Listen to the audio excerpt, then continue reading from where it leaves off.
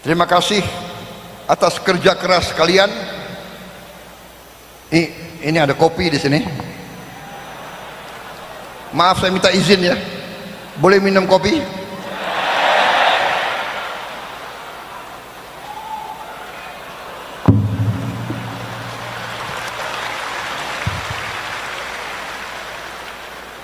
Nah, kalau minum kopi ceramah tambah 2 jam lagi.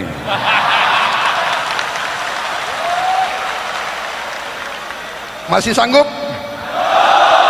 Benar? Benar nggak ya? Pasti di antara kalian apalagi dia ngomong di atas itu, ya kan? Di sini ada nggak orang Indonesia Timur? Berasal dari Indonesia Timur ada nggak? Ada. Dari mana kau?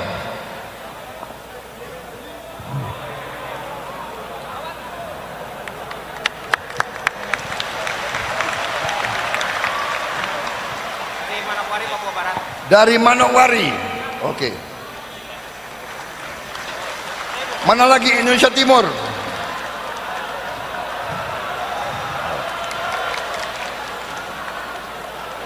Ya, dari mana kau? Dari Biak, Pak. Biak. Dari Provinsi Papua, Kabupaten Biak Numfor, Pak. Ini ya, karena saya ini setengah Indonesia Timur juga. Ibu saya dari Sulawesi. Jadi Indonesia Timur itu kalau dengar penceramah terlalu lama bicara, mereka bilangnya begini, itu kaset lama, dorang putar lagi.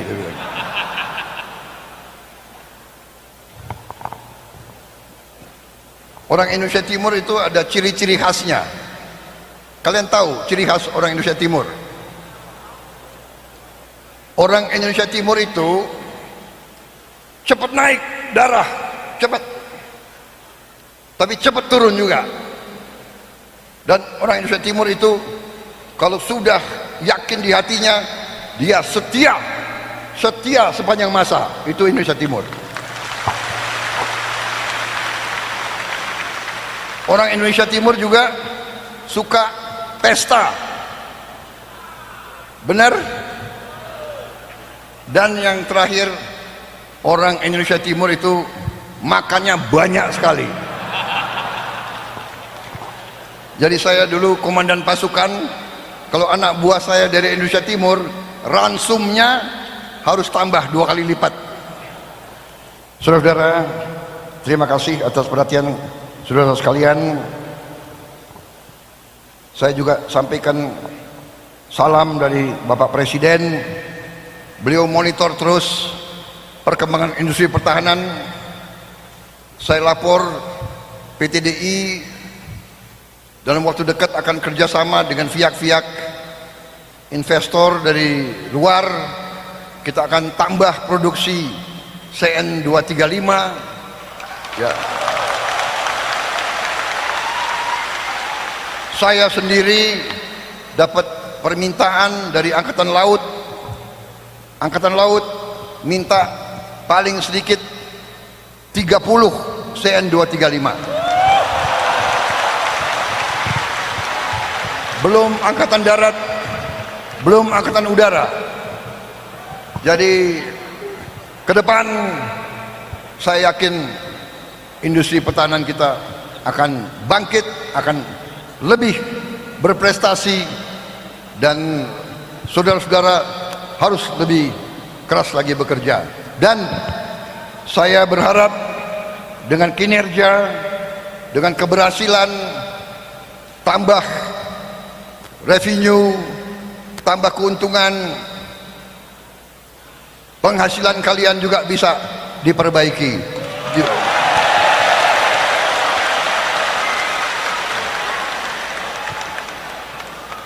Saya sering diskusi dengan Bapak Presiden, selalu beliau mengatakan kita ingin jadi negara maju, kita ingin jadi negara makmur, kita ingin nanti penghasilan rakyat kita setara dan sama dengan negara-negara maju di luar.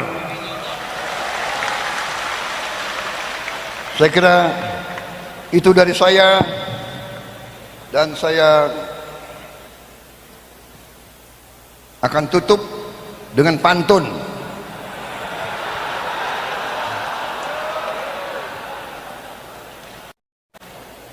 Pergi bekerja membawa makan, makannya nasi dengan ikan tenggiri. Terima kasih banyak saya ucapkan untuk kesetiaan dan kerja keras seluruh karyawan Defend ID. Tepuk tangan yang meriah.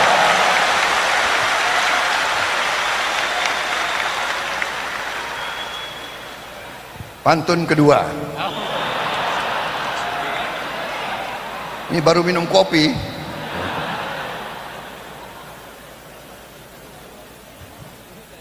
Jalan-jalan ke kota Malang, Cakep. mampir dulu di Surabaya. Sebentar lagi aku akan pulang. Jangan lupa dengan saya.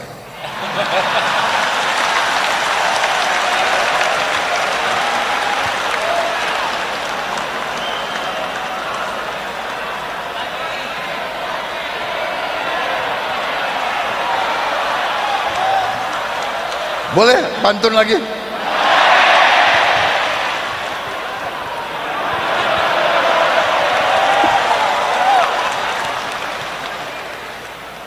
Kalau ada paku yang patah,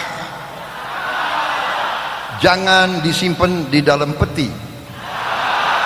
Kalau ada kata Prabowo yang salah, jangan disimpan dalam hati. Terima kasih. Selamat bekerja. Selamat berjuang. Merdeka. Merdeka. Merdeka. Merdeka.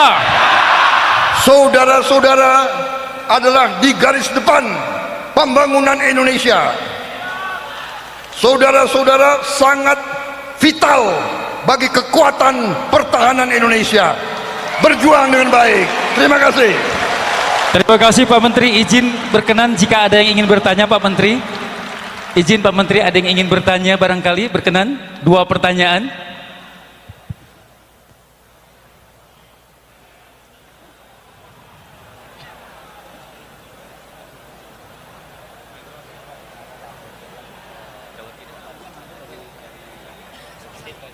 Katanya mau ada sesi tanya jawab.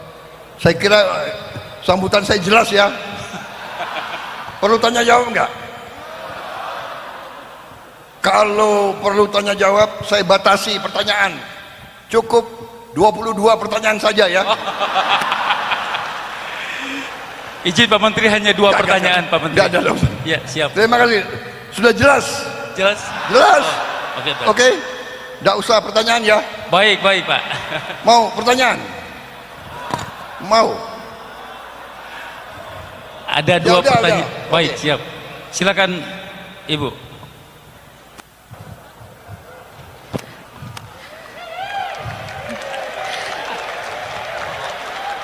Assalamualaikum warahmatullahi wabarakatuh. Selamat siang Bapak, perkenalkan saya Adela dari PT Dahana. Mohon izin bertanya Pak, saat ini komposisi karyawan yang berusia milenial sudah cukup mendominasi di lingkungan Defend ID. Apakah dari Bapak dan juga jajaran dari Kementerian Pertahanan memiliki strategi pengembangan potensi milenial supaya dapat lebih banyak berkontribusi dalam kemajuan industri pertahanan? Terima kasih. Baik, tadi saya katakan bahwa industri pertahanan adalah vital. Kalau kita tidak punya kemampuan membuat alat-alat pertahanan sendiri, kita tidak bisa merdeka. Kita akan dikerjain. Jadi milenial adalah masa depan kita. Karena itu sudah saya rintis mulai saya kira dengan PT DI, kerjasama dengan industri-industri pertahanan, industri-industri dirgantara di luar negeri yang hebat-hebat. Kita sudah kirim saya kira berapa puluh insinyur-insinyur muda kita, job training, alih teknologi di pabrik-pabrik mereka di luar. Ini sudah kita lakukan dan kita akan terus lakukan di masa mendatang. Kita juga semua kontrak alutsista kita wajibkan untuk kerjasama dengan industri pertahanan di Indonesia, dan harus TOT, harus transfer of technology. Jadi sumber daya manusia, anak-anak muda kita, insinyur-insinyur muda, karyawan-karyawan muda kita harus dilatih, diperkuat kemampuannya. Demikian juga kita paksakan offset harus untuk membangun pendidikan dan sumber daya manusia. Jadi saudara-saudara, ini yang ingin kita pacu ya. Jadi yang penting ada kemauan, dan pemerintah punya program beasiswa yang banyak sekali. Asal kalian mampu, coba diproses, terus akan kita kirim. Ribuan orang akan kita kirim untuk sekolah yang terbaik di dalam dan di luar negeri. Baik. Ada lagi? Ya, silakan. Baik, bismillahirrahmanirrahim. Assalamualaikum warahmatullahi wabarakatuh. Selamat sore yang kami hormati Menteri Pertahanan Republik Indonesia Bapak Prabowo Subianto. Pertama-tama kami mengucapkan terima kasih, akhirnya kesempatan itu hadir bagi kami seluruh insan Defend ID dapat bertemu langsung dan bersilaturahmi dengan Bapak di kesempatan yang baik ini. Mungkin saya hanya ingin melanjutkan pertanyaan dari Mbak Adel tadi yang berhubungan juga dengan milenial, Pak. Mungkin saya salah satu pribadi yang kagum dan menjadikan Bapak sebagai role model dalam hal ketegasan dan bagaimana Bapak mencintai negeri ini.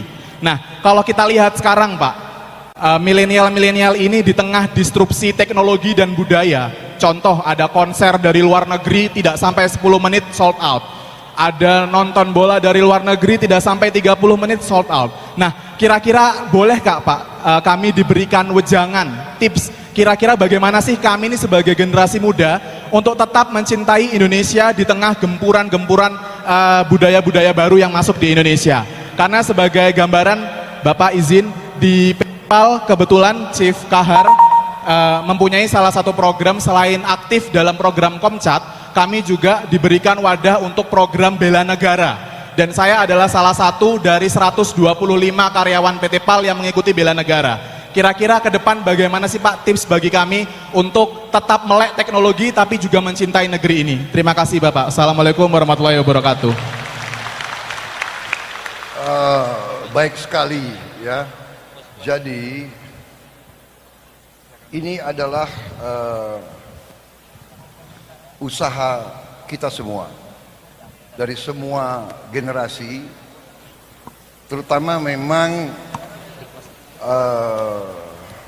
kalau saya yakin dan percaya anak-anak muda kita itu, anak-anak muda kita sama dalam hatinya itu cinta tanah air.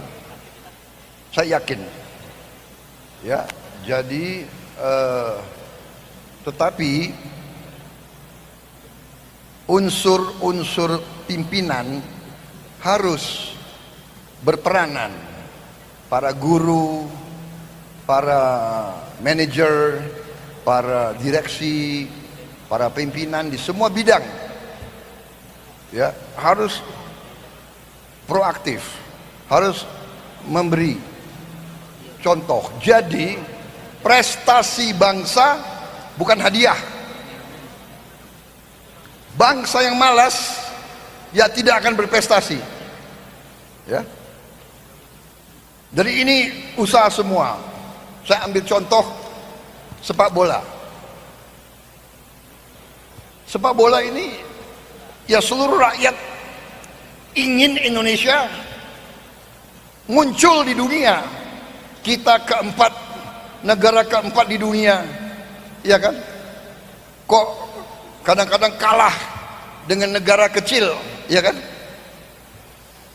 Tapi kita tidak bisa raih kemampuan itu hanya dengan bicara-bicara, harus ada usaha. Dengan demikian kita lihat sekarang pertama kali dalam 32 tahun kita juara kembali di Asia Tenggara, di SEA Games. Ini prestasi. Kalau dipimpin dengan benar, kalau diorganisir dengan benar, kita bisa, kita mampu, ya. Saya buktikan dulu waktu saya masih aktif, saya mengorganisir dan saya memimpin ekspedisi ke puncak Himalaya, puncak tertinggi di dunia. Waktu itu anak-anak kita yang akhirnya sampai ke puncak itu lihat salju aja belum pernah. Lihat salju aja belum pernah. Kita latih, kita seleksi, kita cari pelatih-pelatih terbaik di dunia, kita gembleng mereka dan mereka berangkat dan mereka berhasil. Kita adalah negara Asia Tenggara pertama yang sampai puncak Everest. Ini mungkin dianggap sepele, tapi ini bayangkan kalau nanti seandainya kita tidak sampai di situ, bayangkan ya, ada negara-negara tetangga kita yang hampir mendahului kita. Kita mungkin lebih dulu dari Malaysia berapa bulan, lebih dulu dari Singapura berapa tahun.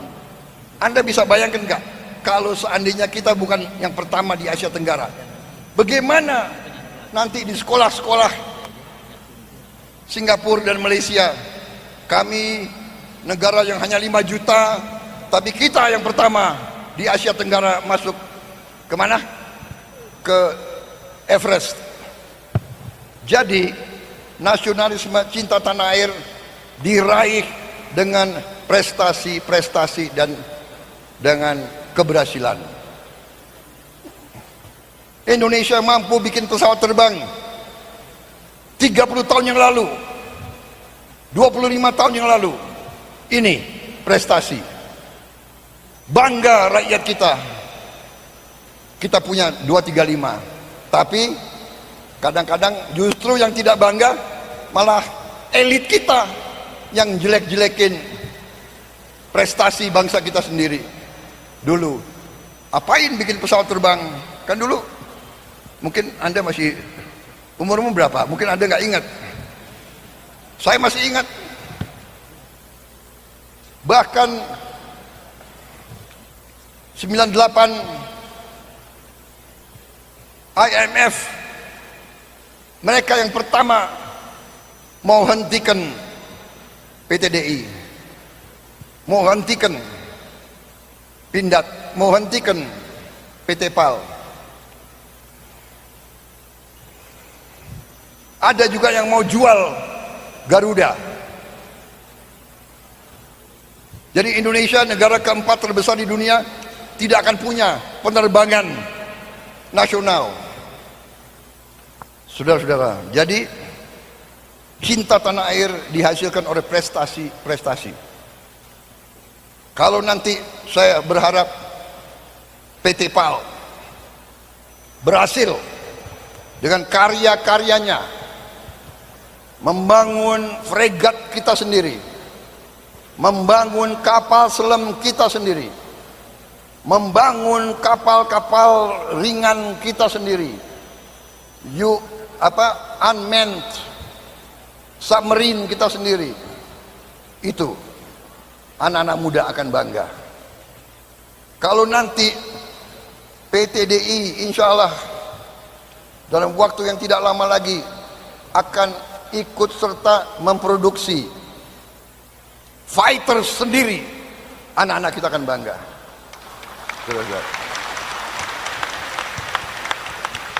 Dan jangan anggap sepele kalau nanti benar-benar PT Pindad bulan Oktober November bisa menghasilkan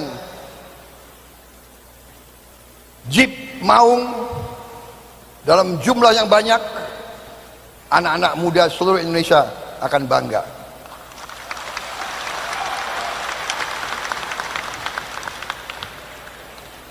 Dan seterusnya, dan seterusnya. Kita harus menjadi negara manufaktur. Kita harus punya jam tangan buatan Indonesia sendiri. Saya tantang, hei anak-anak muda, siapa yang bisa bikin jam tangan buatan Indonesia? Saya kasih kontrak, seluruh TNI akan pakai jam tangan kalian. Tapi harus dibuat di Indonesia oleh anak-anak Indonesia. Jam tangan, tolonglah.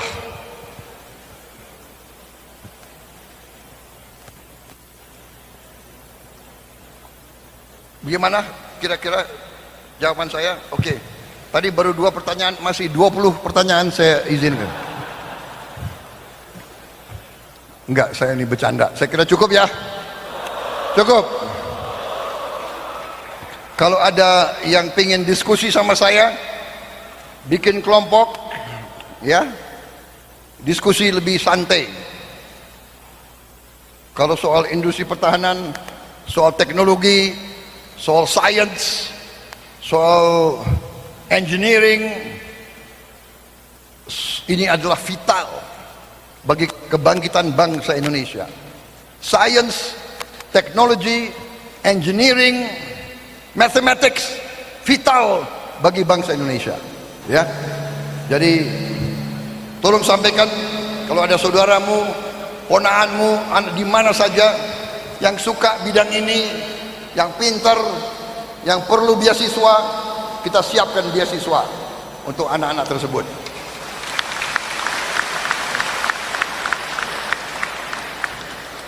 Cukup? Wassalamualaikum warahmatullahi wabarakatuh. Waalaikumsalam warahmatullahi wabarakatuh. Yang tadi bertanya mana 2 orang? Mohon untuk berdiri yang bertanya. Ini karena apa? Karena keberanian bertanya. Silakan untuk Orang yang berani bertanya itu berani. Karena itu saya mau kasih penghargaan. Ia beri sambutan yang meriah untuk 2 penanya. Bapak dan Ibu sekalian, berhak mendapatkan penghargaan dari Bapak Menteri.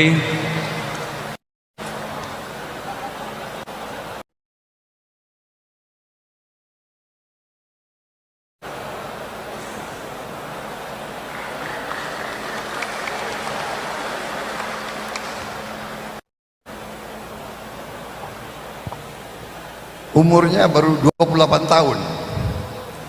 Jadi nggak pernah ketemu Pak Habibie ya, belum pernah ya. Belum. Baik, terima kasih. Ini penghargaan dari saya, ya. Tapi saya berharap ada jam tangan buatan anak-anak Indonesia. Ini saya kira masih assembling. Terima kasih.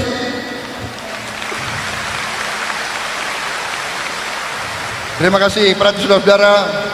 Minta maaf kalau ada kata-kata saya yang salah. Sekali lagi minta maaf. Saya menggungi saudara-saudara.